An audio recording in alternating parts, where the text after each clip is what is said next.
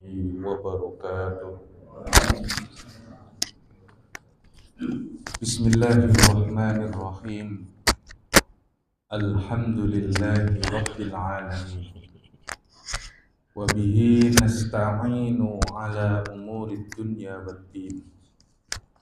Wassalatu wassalamu ala ashrafil anbiya'i wal mursalin wa ala alihi wa ashabihi ajma'in, amma ba'du.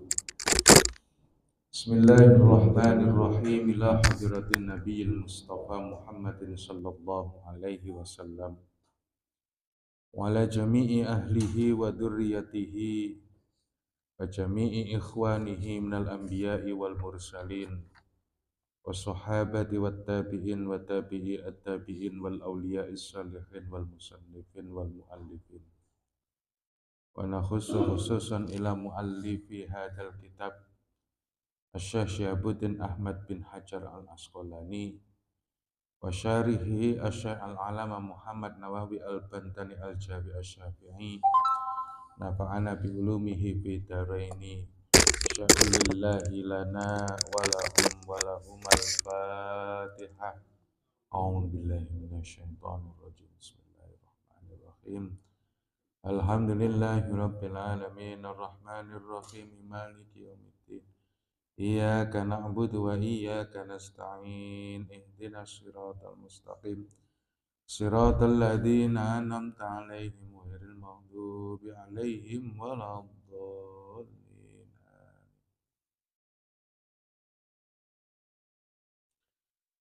Bismillahirrahmanirrahim. Babus Subai, bab yang berisikan 7 nasihat. Wa fihi asyru mawa'idh, di dalamnya terdapat 10 nasihat. Khamsatu akhbarin, 5 berupa hadis. Wal baqi atharun, sedangkan sisanya adalah athar. Al maqalah al ula, maqalah yang pertama. An Abi Hurairah radhiyallahu an, diriwayatkan dari Abu Hurairah radhiyallahu an, anin Nabi, dari Nabi sallallahu alaihi wasallam, bahwa Rasulullah sallallahu alaihi wasallam bersabda, sab'atu nafarin, ada 7 golongan, yadulluhumullahu, yang Allah akan menaunginya, tahta dhilli arsyihi, di bawah naungan arasnya, yaumala dhilla, pada hari yang tiada naungan illa dhillahu, kecuali naungannya. Ayyahmihimullahu fil mauqif minal makarih, maksudnya Allah subhanahu wa ta'ala melindungi mereka pada suatu tempat, melindungi dari apa? Minal makarihi, dari hal-hal yang menyusahkan atau yang tidak disukai. Bapak-bapak yang dimuliakan oleh Allah, ini adalah bab yang berisikan 7 nasihat. 7 nasihat itu 5 diantaranya berisi hadis, sementara sisanya asar. Asar itu boleh dari sahabat, boleh dari orang, pokoknya quote-quote yang berisikan nasihat atau yang berisikan tentang ya tips sederhana, nah itu disebut asar. Nah itu dulu-dulunya itu disebut asar. Bahkan yang dibaca doa pagi hari, ya kan? Pagi hari itu maksudnya kaitannya dengan pagi petang, itu disebut doa al-ma'thur. Doa al-ma'thur itu adalah doa yang di dalamnya diriwayatkan dari, bukan dari Nabi, tapi dari yang orang-orang terdahulu yang sudah menjadi adat dan tradisi. Di sini disebutkan bahwa ada 7 golongan yang Allah Subhanahu wa Ta'ala akan melindungi orang 7 tersebut pada hari yang tiada lindungan kecuali lindungan Allah. Jadi bapak-bapak yang dimuliakan oleh Allah, poin pertama yang harus kita pegang dan yang paling utama bahwa amal perbuatan itu mempunyai energi, mempunyai dampak. Dampaknya tidak sekarang, dampaknya tidak kelihatan, tapi pada hakikatnya nanti itu amal-amal kita itu menjelma. Menjelma jadi apa? Menjelma jadi konkret. Nah, ini termasuk yang kemudian 7 amalan yang besok itu menjadi lindungan kita di saat tidak ada lindungan. Ya, kita tahu sendiri kalau diceritakan di dalam hadis-hadis, misalnya At-Tazkirah karya Al-Qurtubi tentang hiruk pikuk hari kiamat, kemudian Daqaiqul Akhbar terkait kehidupan pasca kematian, itu kayak apa susahnya. Oh, macam-macam manusia pada hari itu, kemudian bla bla bla bla bla. Nah, ini kemudian orang 7 ini termasuk orang yang mendapatkan pilihan. Nah, siapa saja itu? Yang pertama, imamun adilun, yaitu pemimpin yang adil. Wa huwa kullu man nadhara fi syai'in min umuril muslimin minal bulati wal hukami. Imam yang adil. Siapa imam itu? Setiap orang yang memperhatikan urusan kemaslahatan kaum muslimin, baik itu sebagai pejabat ataupun sebagai hakim. Lah, pejabat yang paling rendah di tingkat struktural kita ini siapa yuk? RT. Lah, itu imam. Nah, kalau ada orang rame kemudian RT-nya datang diselesaikan secara adil, udahlah ngapain kan gitu. Gak usah lah kemudian kita rame-rame, apa gimana. Ya kalau ada tetangga yang kemudian agak resis, biarin aja. Kalau Allah kemudian memberikan kita kesabaran, terus kemudian tetangga itu wafat, ya kita dapat pahala. Jadi orang sabar terhadap tetangga itu, Pak, pahalanya besar banget. Kan ada biasanya tetangga yang risih karena gangnya sempit ngeluarin mobil. Lu kalau ngeluarin mobil jangan melebar-lebar ke saya, padahal nyentuh aja tidak kan gitu kan. Tapi kalau kita sabar, ya Pak, mohon maaf kan gitu. Nah, terus kemudian kita sabar sampai tetangga itu mati. Loh, sabarnya kita dari awal sampai akhir kemudian menjadi pahala. Gitu kata kemarin, kata Rasulullah. Pokoknya lebih baik jangan konflik gitulah kan gitu. Nah, imamun adil ini ya susah. Jadi orang yang skala tinggi dalam kaitan masalah apa? Pemerintahan, masalah apalah kan gitu. Tapi kemudian kalau orang ini mampu memegang amanah, memegang jabatan, memegang kekuasaan, dan ia lakukan dengan cara yang adil, maka dia min ahlil jannah. Bahkan sebelum masuk surga, ia sudah dinaungi oleh Allah dengan naungan yang tidak ada kecuali naungan dia. Lah yang kayak gini ini memang butuh amal super, bukan kawi-kawi, bukan biasa-biasa. Jadi imam kok adil itu kan susah. Sama halnya dengan kaya tapi nggak boleh sombong, itu kan susah juga, kan gitu. Kaya tapi nggak boleh flexing loh. Itu kan susah juga gitu. Kalau miskin, kalau kaya sombong nggak masalah. Tapi kalau miskin sombong amit-amit juga. Nah, ini tingkatan amal itu seperti itu. Semakin berat godaannya, semakin besar pahalanya. Begitu. Itu yang pertama. Wasyabun nasya'a fi ibadatillahi ta'ala.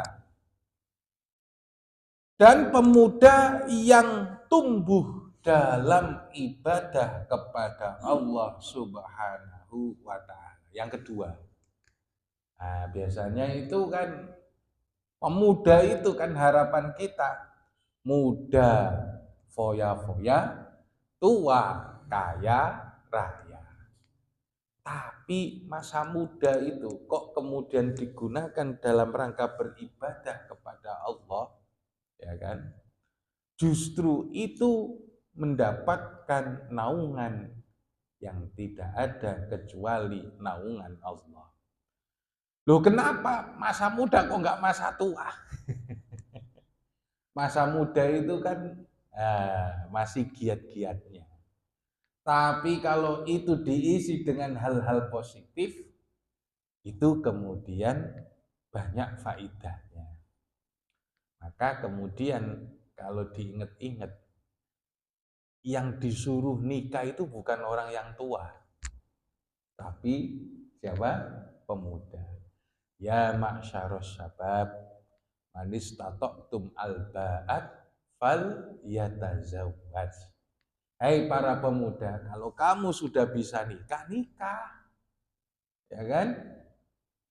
Kemudian fa inistatok faman lam yastati, dan di antara bagi siapa yang tidak mampu untuk melakukan nikah fa'alaihi bisyam, maka hendaknya ia melakukan puasa. Fa innahu wijaun, karena sesungguhnya puasa itu adalah benteng. Loh ini loh ibadah ini loh Pak. Masih kuat, masih kenceng-kencengnya, tapi kemudian diisi dengan ibadah. Benar. Sering puasa, sering sholat malam, sering melakukan hal-hal yang isinya adalah ibadah kepada Allah. Inilah yang disebut dengan pemuda yang mendapatkan naungan dari naungan Allah. Nah, ini pengalaman pribadi.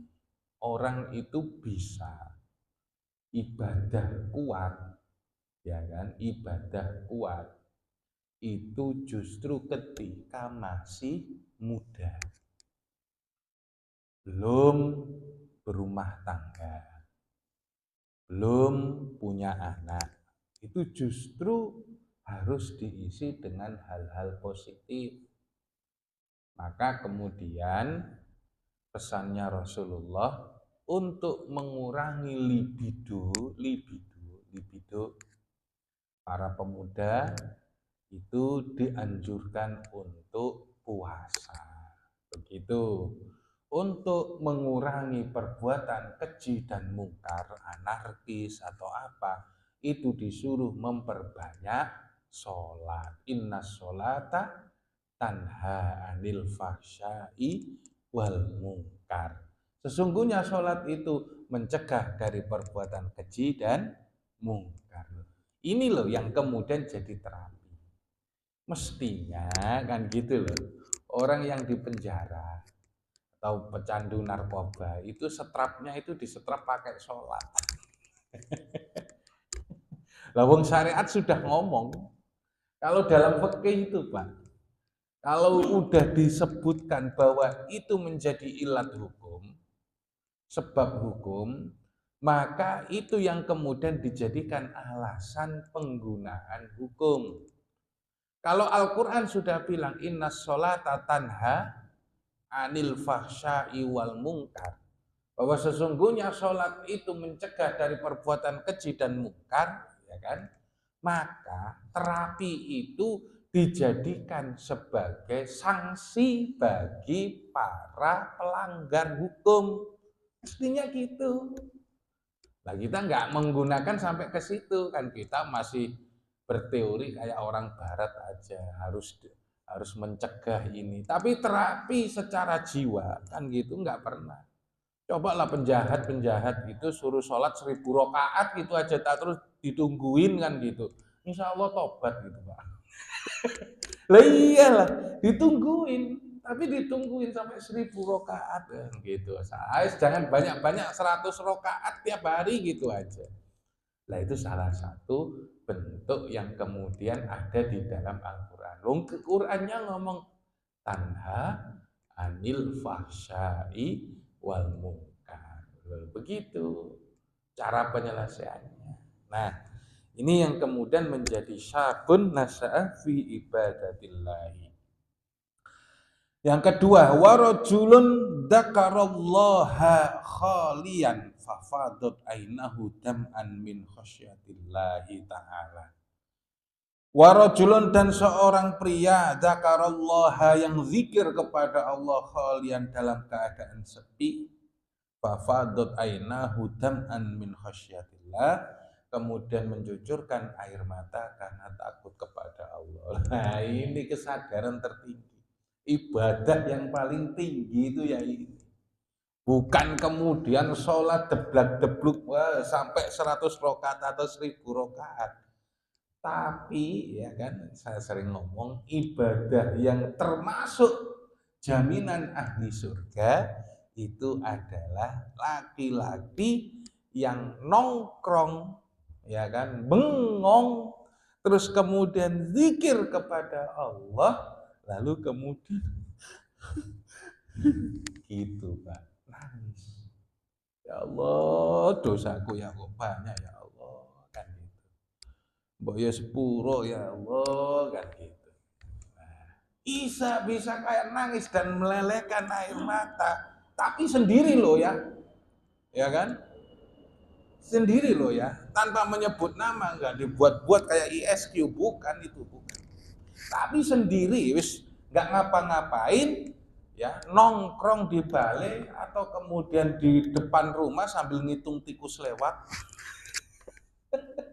tapi sambil kemudian apa zikir angen-angen zikirnya itu ya bukan zikir la ilaha illallah enggak is ngelamun aja ibadah yang paling tinggi itu kalau kita sadar kepada Allah zikir dalam hati terus kemudian sambil tiba-tiba melelehkan air mata pisan aja sekali aja seumur hidup kita kayak gitu insya Allah kita min ahli jannah bahkan suatu hari itu Nabi itu bilang nah itu tuh ada orang ahli surga sahabat yang lain nguntit ternyata sahabat itu bukan ahli sholat malam tapi ya kemudian tiap malam bangun duduk nongkrong gitu saja terus kemudian subhanallah tiba-tiba hatinya dia menggersaknya itu la haula wala quwata illa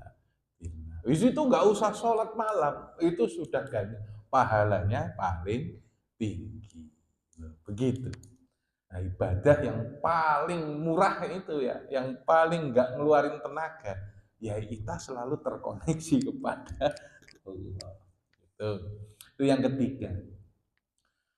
Kemudian warajulun qalbuhu muta'alliqun bil masjidi idza kharaja hatta ya'uda ilaihi. Yang keempat warajulun dan seorang laki-laki qalbuhu yang hatinya muta'alliqun bil masjid. Hatinya selalu tergantung kepada masjid. Idza kharaja ketika ia keluar hatta ya'udu ilaihi hatta ya'uda ilaihi hingga ia kembali kepada masjid itu. Jadi kita ini kan umat Islam ya, umat Islam, umat Muslim. Jamaah itu menurut dua kubu ya. Ada yang bilang sunnah muakkadah, ada yang bilang wajib. Jadi madhab Maliki dan madhab Hanafi bilang sholat jamaah itu hukumnya sunnah muakkadah. Di masjid loh, di masjid. Kemudian Syafi'i dalam qaul yang baru dan Hambali menyatakan sholat jamaah 5 waktu hukumnya wajib. Itu loh, wajib. Nah, maka dalam konteks ini disebutkan kalau ia keluar dari masjid sampai kembali terus hatinya terikat dengan masjid, maka orang tersebut masuk dalam kategori orang yang mendapatkan perlindungan dari Allah. Nah, maksudnya bagaimana? Ya, ia selalu ingat akan sholatnya. Ia ingat selalu sholatnya. Misalnya kan laki-laki itu wajib misalnya mengikuti madhab Maliki dan Abu Hanifah, madhab Hambali sama madhab Syafi'i dalam qaul jadidnya, itu mengatakan ya tiap hari-hari ya harus ke masjid, begitu ngomongnya kan gitu. Terus kemudian bagaimana kita ini menyikapi yang seperti itu? Ya yang enak saja. Yang penting jangan kemudian memberatkan kita. Ya pas kalau kemudian sholat menepati masjid, ya kan masjid yang terdekat. Kan gitu saja. Gak usah kemudian kita, harus semuanya di masjid, itu memberatkan. Itu memberatkan. Rasulullah itu nggak memberatkan kepada para sahabatnya. Ya kalau pas sempet gantian, ya gantian, nggak harus datang. Umar itu sama tetangganya gantian. Kalau duhur tetangganya yang ke masjid, nanti asar tetangga Umar yang ke masjid. Nah, hal-hal yang semacam itu sudah ada sejak zaman dulu. Itu. Lah, konsepnya bahwa hati seorang pemuda atau hati seorang laki-laki yang tergantung kepada masjid akan mendapatkan naungan di sisi Allah. Warajulun tasaddaqa bisodakotin fa'akhfaha falam ta'lam shimaluhu ma sona'at yaminuhu. Warajulun dan laki-laki tasaddaqa bisodakotin yang bersedekah fa'akhfaha, kemudian dia menyembunyikannya, falam ta'lam shimalahu ma sona'at yaminuhu, hingga ia tangan kanannya, ya kan, tangan kirinya tidak tahu apa yang diperbuat tangan kirinya. Tangan kirinya tidak tahu apa yang dilakukan tangan kanannya. Maksudnya saking pinternya menjaga muruah kan gitu. Menjaga kehormatan orang yang diberi. Itu sampai nggak ngerasa bahwa orang itu telah diberi. Itu sedekah. Sedekah yang paling tinggi nilainya. Ya kalau kita kan kadang itu sombong, ngasih sedekah itu sombong. Ngasih duit ya kan, ngasih tip sama tukang parkir. Duitnya dijatuhin. Terus kemudian suruh ngambil kan gitu. Nah, ini kan kurang ajar banget gitu. Ya cara ngasih itu ya yang baik kan gitu. Kalau perlu jangan sampai tangan kiri kita tahu apa yang dilakukan tangan kanan kita. Loh kalau kita kan dibalik, ya kan? Kalau kita kan dibalik. Nah, kalau kemudian mukul seseorang, tangan kiri kita jangan sampai tahu terhadap apa yang dilakukan tangan kanan, kan gitu. Makanya kalau falsafah agak gendengnya orang Jawa kan gitu, nabok nyilih tangan, kan gitu. Mukul minjam tangan, begitu. Nah, ini kan nggak bener kayak gitu. Yang benar itu adalah ya ini, sodakoh tapi kemudian dirahasiakan sehingga bayangannya ya, oh diri sendiri itu nggak tahu bahwa itu adalah sodakoh kan gitu. Nah, contohnya bagaimana ya, tiba-tiba kemudian orang itu, Pak, satu kamar, ayo kemana? Sana kan gitu. Kita diundang kemana? Warung sate kan gitu. Wis ayo dah, gratis Pak kan gitu.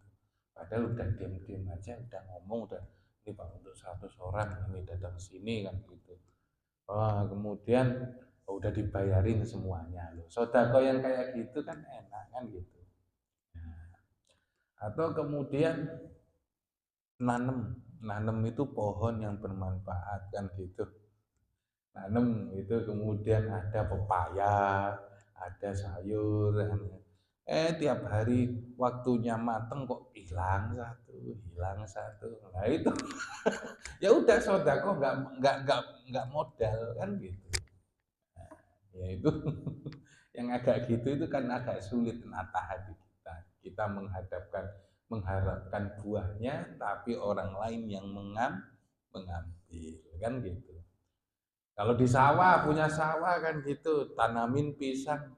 Kemarin udah kelihatan yang merah atau kuning satu gitu, yang udah tua kan gitu. Udah ditengok udah nggak ada lah. Yang kayak gitu itu termasuk sodako kan gitu. Itu kalau bisa ngikhlasin, masya Allah. Jangan kemudian dipasang apa ya, kemudian dipasang jin. Dipasang jin itu maksudnya dipagerin gaib kan gitu, sehingga orang yang ngambil barang di situ nggak bisa pulang. Kasihan lah kan gitu, cuma pisang satu tandan gitu aja kan gitu. Ada yang di desa saya kayak gitu. Kita lanjutkan. Warajulani tahabba fillahi fajtama ala dalika waftaraqa alaihi. Yang kedua adalah, yang keenam adalah dua orang laki-laki yang saling mencintai karena Allah, ya kan? Ia berkumpul karena Allah dan berpisah karena Allah. Nah, cinta yang kayak gini ini namanya cinta spiritual. Itu loh Pak, cinta spiritual. Cinta spiritual itu ya saling berupaya untuk memotivasi kan gitu. Cinta itu maksudnya bagaimana? Nih, salah satu contohnya, apabila seseorang itu melakukan ibadah sendiri, itu berat, serius berat. Tapi kalau dibarengin dengan temannya atau diajak ngobrol, kemudian itu yang disebut dengan cinta. Makanya dalam sufi itu ada yang disebut dengan suhbah, berteman, ya kan?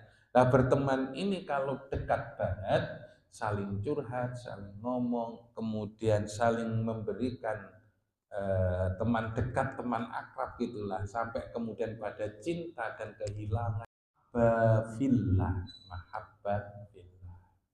Yang terakhir, warajulun da'athu imra'atan data jamalin ila nafsiha fa'abah wa qala inni akhafullah ta'ala. Dan ada laki-laki yang terakhir nih Pak, yang paling sulit, dipanggil, diajak oleh perempuan yang cantik kan gitu. Diajak apa? Diajak main. Diajak main, ya kan gitu. Lalu kemudian bilang, inni akhafullah ta'ala. Aku takut kepada Allah. Jarang-jarang kayak gini nih Pak. Jarang-jarang. Nah, kalau perempuan kemudian nawarin diri laki-laki ya gitu aja. Tapi yang kemudian ini akhafullah ta'ala, pernah sekali kayak gitu aja dan bisa keluar dari lubang zina itu, ya kan, lubang zina itu, maka dia mendapatkan apa yang disebut dengan naungan dari Allah Subhanahu wa ta'ala. Nih, Ada syair Arab yang kemudian merangkum 7 orang tersebut. Wa qala nabiyul mustafa inna sab'atan yadulluhumullahul adimi bidahlihi muhibbun afifun nasyi'un mutasaddiqun wabakin musalli wal imamu bi'adlihi. Nah, itu syairan yang aslinya bahasa Arab tapi kemudian diadaptasi dengan langgam Jawa. Itu tinggalan para ulama.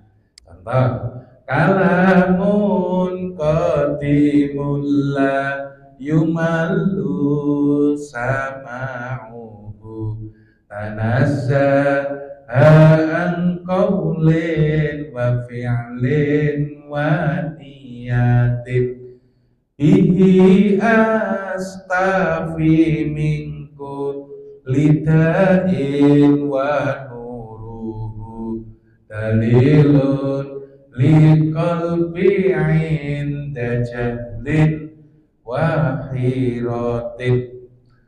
Boleh nggak kemudian baca syair di masjid? Boleh. Dulu itu Rasulullah punya sahabat Hasan bin Sabit yang membacakan syair di masjid. Asal syairnya bukan syairnya trio macan lah, atau kemudian goyang ngebor lah, ya nggak boleh kayak gitu itu. Syair-syair yang bagus, yang memberikan nasihat. Nah, ini contohnya. Wa qala nabiyul mustafa inna sab'atan. Wa qala nabiyul mustafa, bersabda nabi yang terpilih, inna sab'atan, sesungguhnya ada 7 golongan. Yadulluhumullahul adim, yang dinaungi oleh Allah yang maha agung, bidillihi, dengan naungannya. Muhibbun, orang yang mencinta sesama manusia karena Allah, ya kan? Afifun, orang yang menjaga kehormatan. Yang dimaksud adalah pemuda atau laki-laki yang diajak main sama wanita cantik, tapi ini akhafullahu ta'ala, ini aku gak takut sama Allah, gak mau gitu. Diajak ke karaoke, enggak. Ya kan? Tapi dijajarin sama LC-nya, enggak. Padahal semalam itu sampai 5 juta, gandol aja. Pernah kayak gitu, Masya Allah, kan gitu. Begitu ya rasanya maksiat. Tapi pas kayak gitu, kok ingat istri terus ya? Berarti itu nggak cocok kan? Dilihatin maksiat yang kayak gitu itu nggak kuat ya. Ya itu. Tapi kalau orang yang telah biasa, santai aja kan gitu. Kemudian nasiun mutasaddiqun, para pemuda yang meluangkan waktunya untuk beribadah. Mutasaddiqun, yang orang melakukan sedekah. Wabakin, ya kan? Wabakin musallin, dan orang yang menangis di saat malam. Wal imamu bi'adlihi, dan yang terakhir imam dengan sifat adilnya. Mungkin ada pertanyaan, silakan sebelum biasa.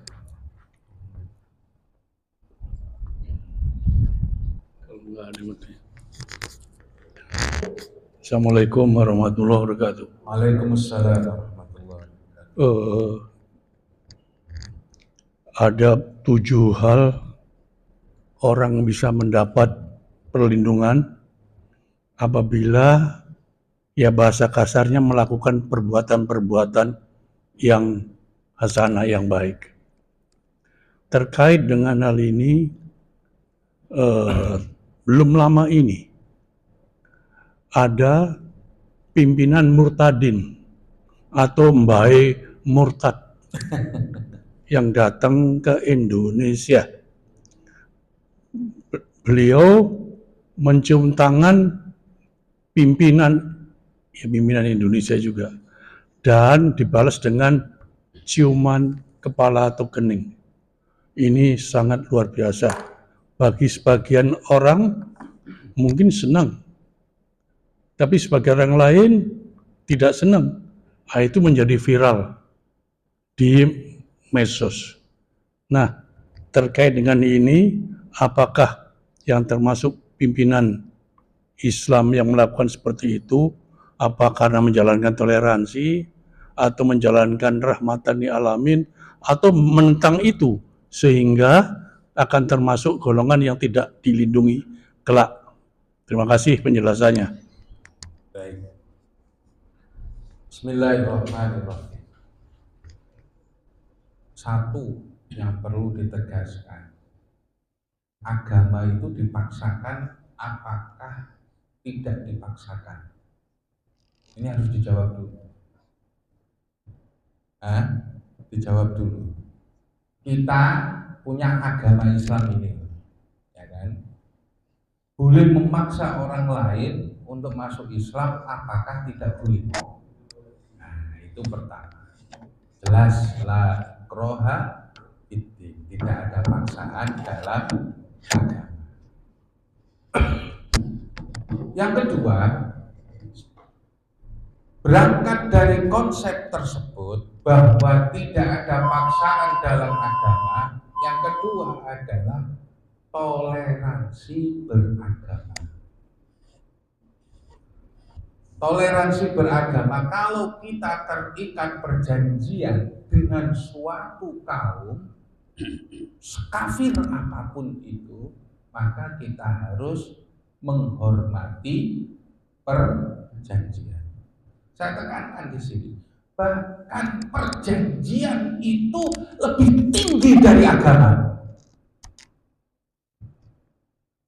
Saya ulangi lagi. Ya ayyuhalladzina amanu aufu bil uqud. Hai orang-orang yang beriman, tepatilah janji. Bahkan perjanjian tersebut lebih tinggi dari agama. Pertanyaannya sekarang, apakah umat Islam boleh khianat? Nah, ini yang kemudian harus dipahami. Jadi karena kita agama Islam, kita boleh berkhianat sama orang lain? Tidak. Itu justru merusak agama dari dasarnya. Nah, kalau sudah terikat perjanjian dengan sekafir apapun itu dan beranggapan bahwa tidak ada paksaan dalam agama, maka sikap kita harus menjaga persamaan. Soal hidayah, pangannya Nabi juga. Semua apa campur-campur? Campur-campur, Pak. Ada Yahudi, ada Nasrani, ada Muslim. Itu yang sering kemudian membuat kisruh adalah Yahudi Bani Nadir, Yahudi Rosrod, sekarang gitu. Akhirnya karena mereka mengingkari janji dalam piagam Madinah, mereka yang diusir, kan gitu. Karena mereka kemudian bersekutu dengan orang-orang Quraisy saat terjadi perang Ahzab atau perang Khandaq. Wallahu a'lam. Kapan-kapan ngaji sejarah. Demikian dari saya, udah habis ya waktunya. Subhanakallahumma wa bihamdika asyhadu an la ilaha illa anta astaghfiruka wa atubu ilaik. Assalamualaikum warahmatullahi wabarakatuh.